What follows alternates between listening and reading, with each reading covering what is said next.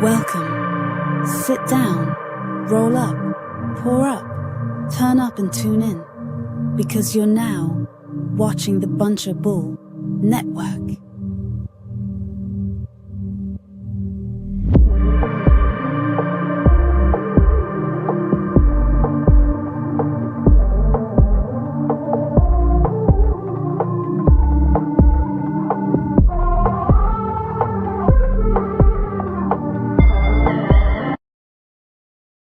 Yo, what's good, y'all? Welcome back to The World We Know. I'm your host, Greg Lamont, and get ready for another great week of topics, good shit to get into. Make sure y'all sit back, spark up, sip, and get ready. This is The World We Know. Welcome. We had a very eventful weekend, let alone week. A lot of stuff's happened this week. Let's talk about the big things that happened to start with, most recent things that happened. Andrew Tate got his ass whooped last night, and Jake Paul also got his ass whooped, more expectedly, got his ass whooped by Anthony Joshua. Boxing hasn't had too much happening in the real fights as of recent. I can't really think of if there was any real big fights on those undercards either. I know on the Andrew Tate fight in his undercard, Tony Ferguson had a fight against, I can't even remember the motherfucker's name. I think his name was like Fernando or some shit. And he won that fight against a somewhat amateur boxer. And then, which was also, I mean, this isn't more serious boxers, but what I think was a pretty good fight. I didn't watch it, I won't lie. But from what I've seen of it, is Tyron Woodley versus Anderson Silva.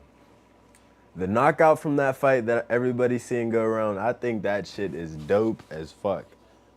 Because really the reason I think it's dope is because, like, Anderson Silva is 50 fucking years old. Literally 50 years old. Tyron Woodley is not a boxer, but I'd say he's about, like, skill level, he's probably about the same level as Jake Paul as far as skill. Not size, but I'd say now, he, like, from watching their open workouts before the fights, I'd say Tyron Woodley and Jake Paul's skill set's pretty similar. But fucking Anderson Silva is somebody who, while not boxing, is a master of fucking combat, more so than yo, what's good? What's good? More so than Tyron Woodley. Anderson Silva is a fucking master at what he does. So if y'all see, he kind of brought out, I forget what fighting he was. If it was it wasn't Taekwondo. It's fucking, I forget what it was, but it's more so kicking art. So you can see he lifted his knee up and then he feinted and he uppercutted and laid the dude down. Laid Tyron Woodley down, got a good win. So yeah, both undercards had a decent fight. The only real fight in those undercards that I know of is Alicia Brumgard versus whoever she fought, who was the champion. I don't know who won that actually, but I do know that those are very real fighters. I'm about to see who won that fight. Do you know who won the women's fight? I watched both of the fights this morning on YouTube. Yeah, I didn't watch either live. Alicia Brumgard fight. It's not part of the Jake Paul undercard fights. Brumgard won. Okay, Brumgard. Okay, another good fight that actually happened. I forgot about this. This is actually kind of crazy. So, this is low key like some diabolical shit. So Jake Paul, in the middle of this fucking camp with Anthony Joshua, signed Daniel Dubois' younger sister, who looks like one of them fucking African fucking just built, like, what the hell are you type of people. And anyways, Daniel Dubois, to give context, is the person who just knocked Anthony Joshua out in his last fight before this fight. He knocked him out cold, knocked him out clean, put him to sleep. And Jake Paul signed his younger sister for her to start getting bigger pro career, and I was sure she was going to win because she's fucking big as shit. It's kind of scary. But yeah, so both of them won. Alicia Brumgard won, and so did she. It's big. That's it for the boxing world this week. I'm pretty damn sure. New songs in the hip hop world that I know of that came out this week. We already went over what 21 dropped last week. But this week, Youngboy did drop Top Cobain, and last week I think we also went over Pooh Shiesty's song. But Top Cobain, I'm not gonna lie, I think this is probably one of the best songs he's dropped since he's been dropped his last album. I think his song Boss Man D-Lo was lit. It's like a party song. I think what was it? No IQ or whatever freestyle. I think that was kind of poop. But this song is a more complete song. We'll play it for a couple minutes for y'all in a minute here. But yeah. My next question is, what do we think moving forward to 2026 is going to be the biggest streaming platform? I don't mean live streaming, while that can be included, but I mean, what is the biggest platform that people are going to stream their stuff on? Is it going to be YouTube? Is it going to be Netflix? Is it going to be, like, what is it? As far as movies and shit, obviously it's probably going to be Netflix. But I don't know. It might not be Netflix because the Oscars announced that, well, I guess this isn't until 2029 or 28, but the Oscars did announce they're ending their deal with ABC and moving the Oscars to YouTube, which I think is pretty big. Could show a shift towards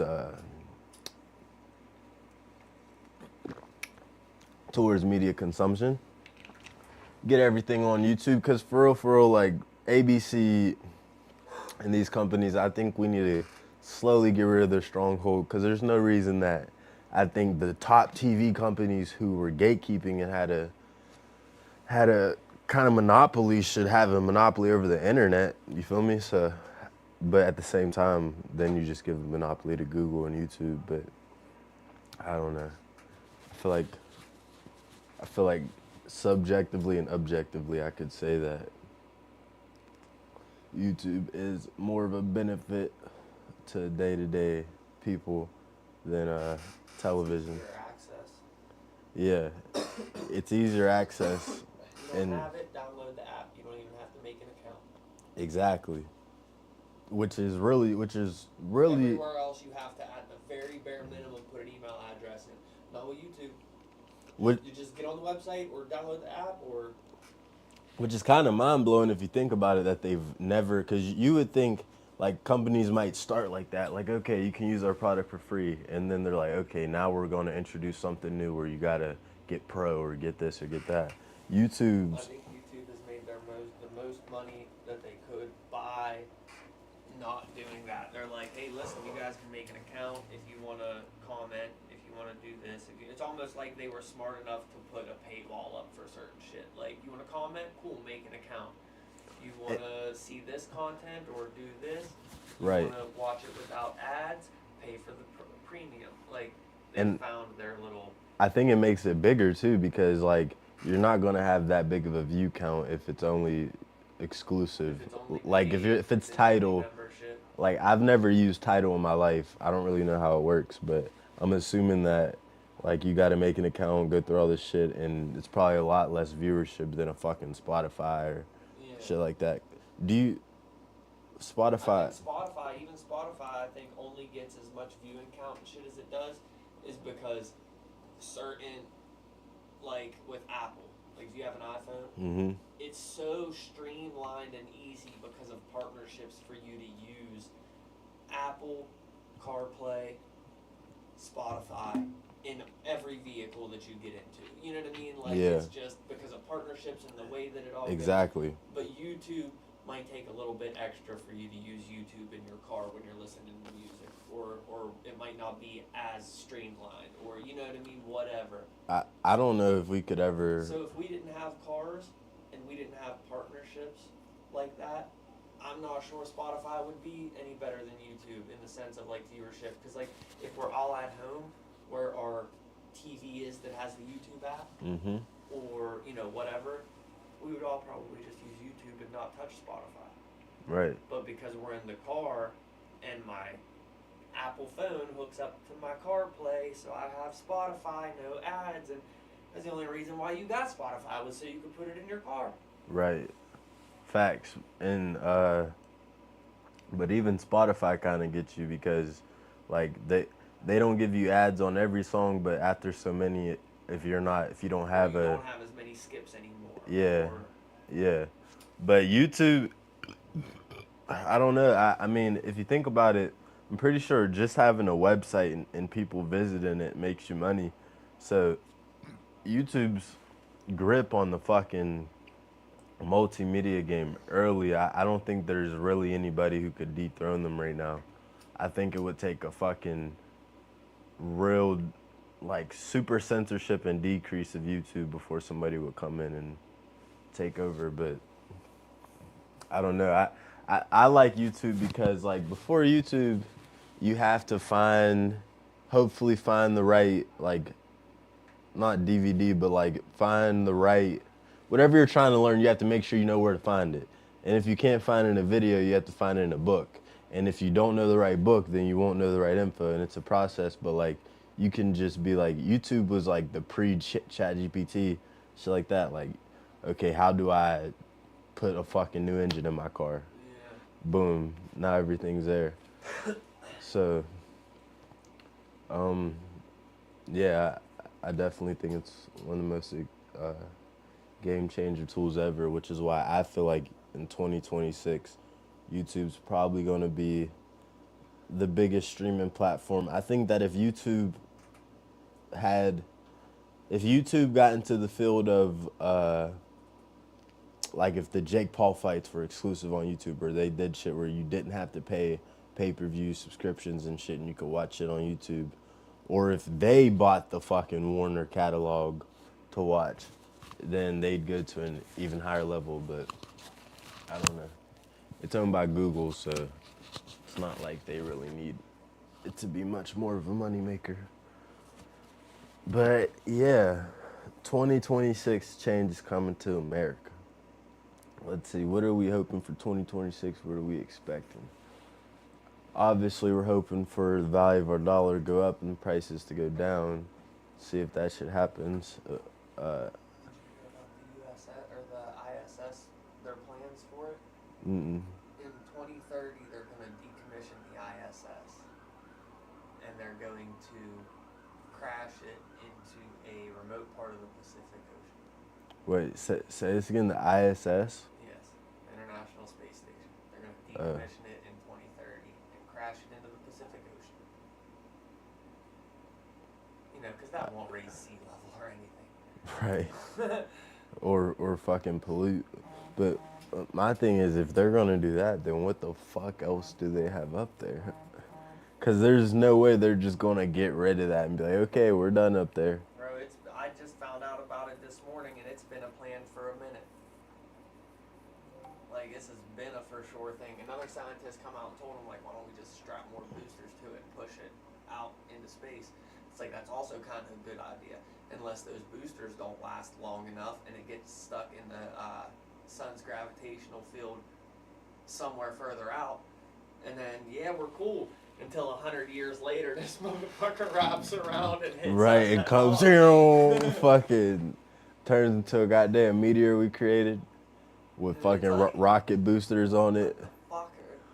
Both options are ridiculous. Because some fucking cavemen sent it up into space and said, let's see what we could do. Yeah. Yeah, but That's yeah. when I found out about the ocean shit. I called my dad and was telling him, I was like, it ain't gonna affect us directly as far as land goes. But I was like, there's gonna be a lot of beachfront property that is no longer beachfront property. Like, I was for damn sure it's gonna be beach property because that there's no way the coastlines don't raise. Right. You put this.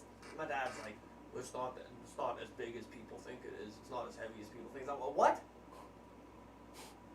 bro, this is tons and tons. I'm talking, it's got to be 500 ton, Yeah, 1,000 ton. it's probably you think it probably bigger than Titanic, right? Because Oh my god, it's the space station. There's humans that are walking around doing crap. You know what I right, mean? facts. Like, it's Yeah, got to be huge. It's got to be ginormous. It's got to be. You know what I mean? seeing that shit fall, like, cause they're going to live stream it whenever it comes down. That shit will be terrifying. Reckless. That shit would be Completely fucking. reckless. Just see a big Bro, ah. you're telling me that this ain't gonna cause no tsunamis? Because it's Yeah. not. It's not like it's gonna come down And just doop. yeah. Like it's not about to Yeah, just, like, hit the water and facts. then sink. This shit's coming down like the asteroid that took the dinosaurs out. You know Oh what I my mean? fucking god, yeah.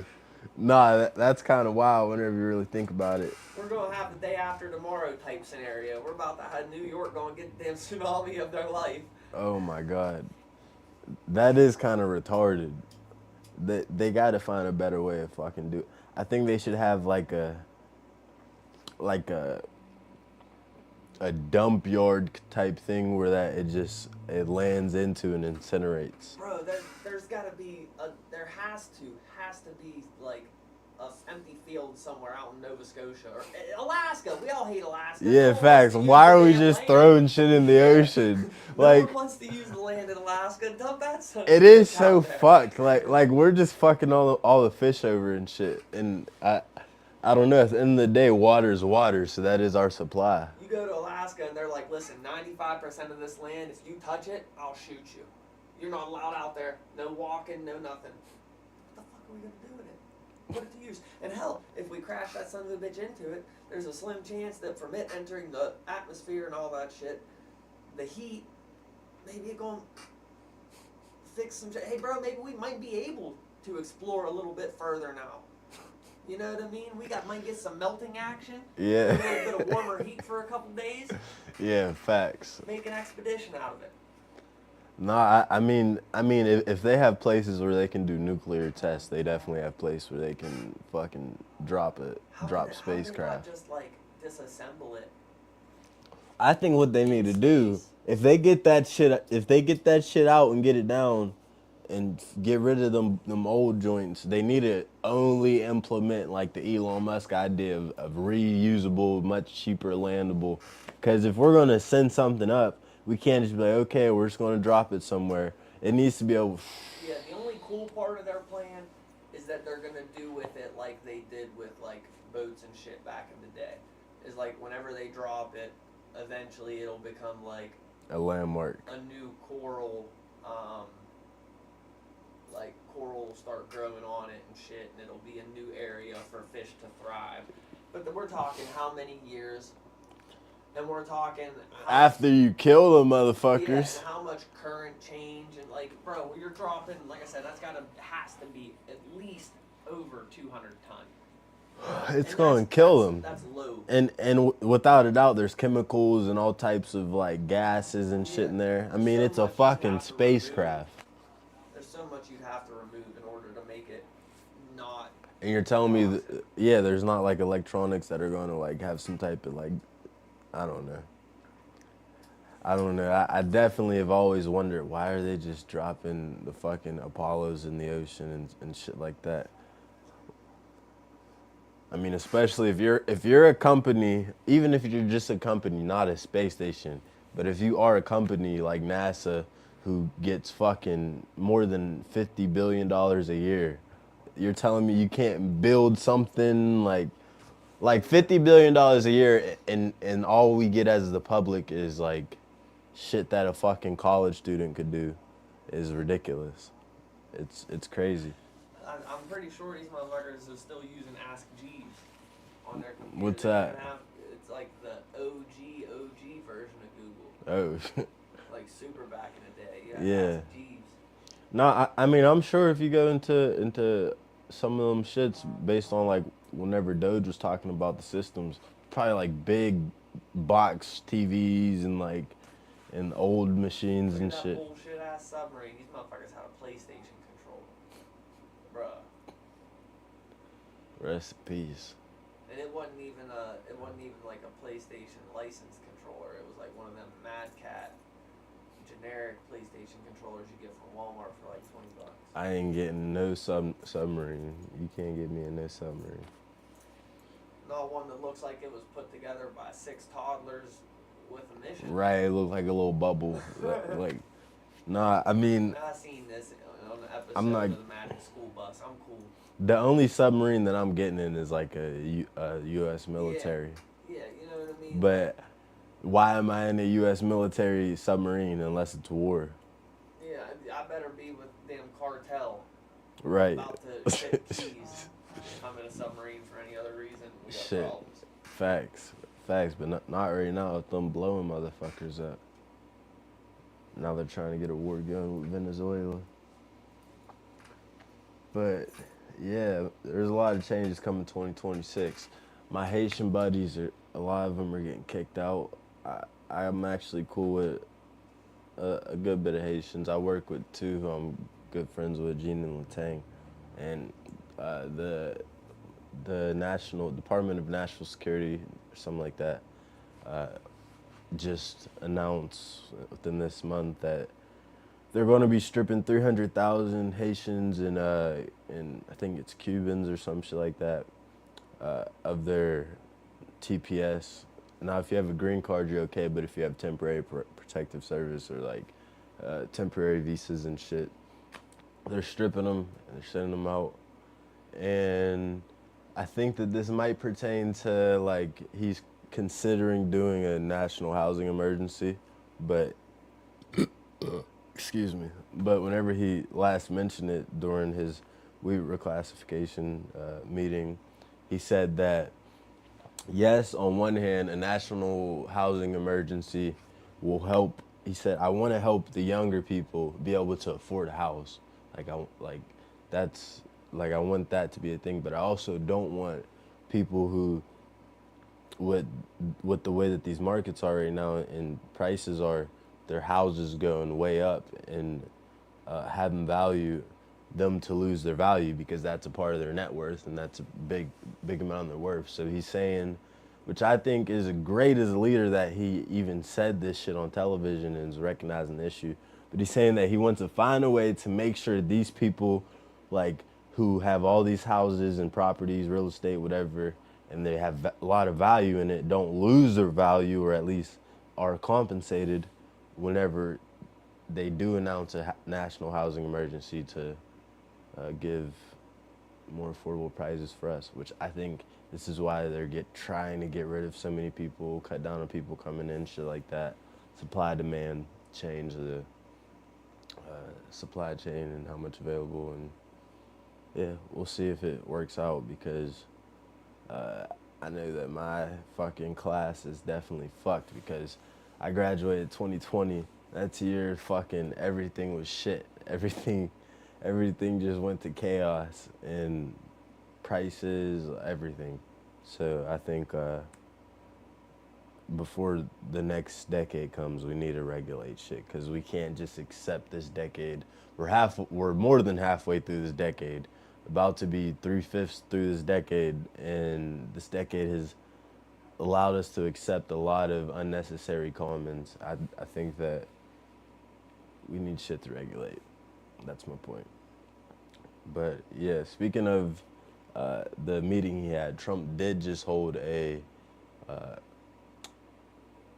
I don't know if it was a state, what's it called, national statement or whatever the fuck it is, but he held a press conference because they decided to reclassify marijuana.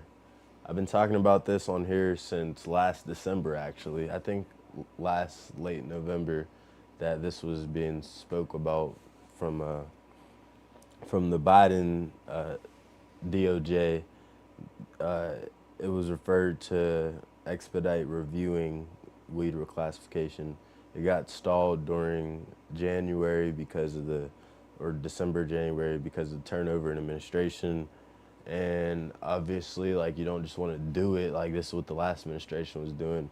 He wants to make sure he does it his way, does it right, whatever. So we're at this point finally. We're at a year in the making. They reclassified it, and we're going to see how shit plays out. There's going to be I think there's going to be a large trickle effect, butterfly effect in the industry, and it's going to be pharma versus corporate versus individual, and we're going to see who wins these next couple years, and hopefully with a lot of lobbying and campaigning before the end of my nigga Donnie T's term, we get either another reclassification or fucking just get it legalized. Just fucking make it like alcohol. Do something along those lines. But yeah, reclassification. It's the first probably large announcement in weed prohibition in 50 years outside of like the hemp farm bill and shit. But I think the farm bill I think was dope as shit. I don't know all the ins and outs, but I think it was dope as shit because it finally allowed a lot of shit, but it was also fucked because it still made it where that, okay, you can get this shit, but you can still get in trouble, or you can still this, you can still, like, I think that they need to remove all of these unnecessary consequences for non-dangerous, not harmful substance. But yeah, could I say that lighter one more time, please? But yeah, make sure y'all tune in every single Friday at 2:30 p.m. for The World We Know with me, every single Friday at 6 p.m. Stash Spots, and every single Saturday at 8 p.m. is Marley's State of Mind. Make sure y'all be there. Bunch of Bulls platform. You can find us on Kick, YouTube, Facebook, Rumble, wherever, Twitch. Be there. Yeah. And by the way, me and Marley should have something in the works, a little collaboration coming soon for y'all. We'll have a lot of great talks, a lot of great clips to happen, and yeah, make sure y'all was there for that. That will be happening in the works within the next weeks, couple months, something along that. But yeah, another huge elephant in the room from this super eventful fucking week that we had. I think a lot of shit happened this week, low key, but another huge fucking elephant in the room is the Epstein files. Okay, these fucking bullshit fucking files that we just got, absolute fucking dog shit, garbage bullshit.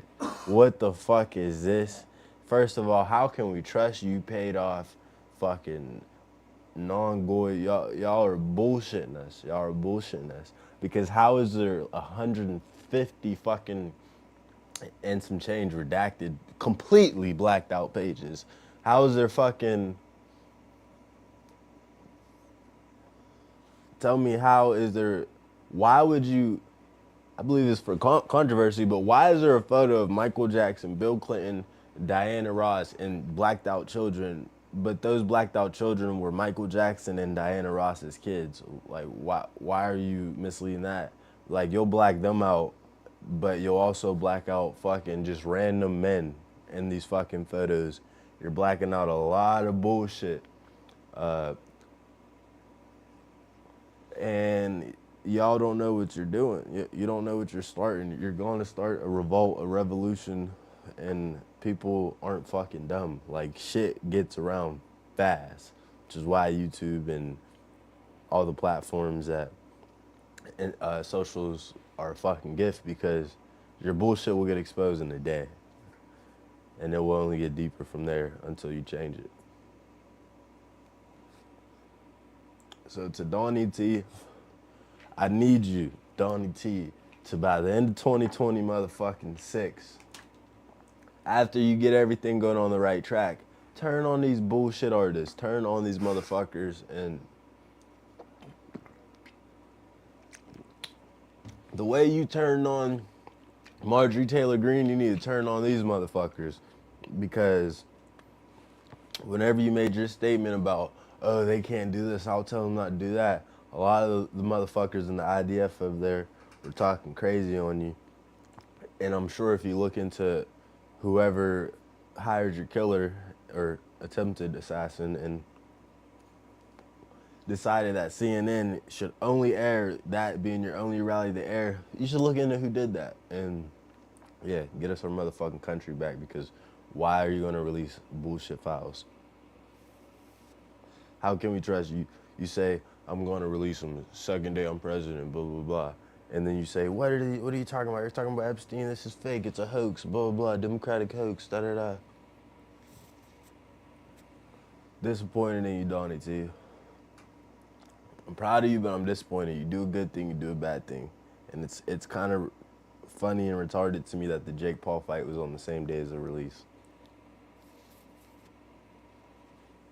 It's like, hey, everybody look over here. But, yeah, Epstein files, I'd love to know what people think about those in the coming weeks of shit getting out, because nobody's going to sit there and look through 30,000 pages. But I will say this. Everybody keep in mind, I learned this from Myron Gaines, what he was saying about it. But let's see if I could actually find the clip. Myron. Let's see. So the FBI, keep in mind, y'all, there are a lot of fucking intelligence agencies. There's at least 30 plus intelligence agencies, and there's over 200 government agencies. But you got to understand, the FBI isn't the only agency with, here it is. The FBI isn't the only agency with info. The CIA has files. Like, listen to this, y'all. It's a mess up. There's no excuse for that. And like a lot of people blame Cash Patel and Pam Bondi, we need to put a little bit of accountability on Tulsi Gabbard too, and I'll tell you why. Tulsi Gabbard is the head of all the intelligence agencies. She oversees all of them. The problem with Epstein is this. A lot of people focus on the sex trafficking. Fine, the sex trafficking was a part of the criminal investigation that the FBI ran. But people forget that we all know he was also a spy for a foreign government. That is automatically going to fall under the purview of the CIA. Now here's the problem. The FBI is only going to have a limited perspective. The CIA is going to have a file. DIA is going to have a file. All of these different agencies are going to have a different file. To put all the ownage of this monumental effort on her and Cash Patel is a bit disingenuous. It's a failure from the entire government. He said the CIA, the DIA, different agencies like this. So yeah, I think that if we're going to get the truth, we need all the files released and yeah, see what's up with it. But yeah, Epstein files have been a big flop from the whole presidency. So that's my thoughts on that. Excuse me. Christmas is coming, y'all. I'm hoping everybody's going to have good holidays, good holiday season, whether you celebrate or not. Christmas is coming. It's been, as far as weather down here, Uniontown, it's been kind of Christmassy weather until this week, until actual Christmas week. It's been warm, not warm, but it's been not freezing to the point where there's snow. We've been getting tortured with a couple weeks of snow. Now there's no snow. We'll see. Are we going to have a white Christmas? Are we not? At this point, it's not looking good. Today is the 21st. 4 days until Christmas. And yeah, let's see. Hopefully y'all out there somewhere have a white Christmas. And I mean, those who want to stay warm, hopefully stay warm. But yeah, it's the holiday seasons. Make sure y'all have a good time. Live good with your family. Smoke good. Sip good. And yeah, that's it for this week of The World We Know. I'm your host, Greg Lamont. I'll catch y'all next week.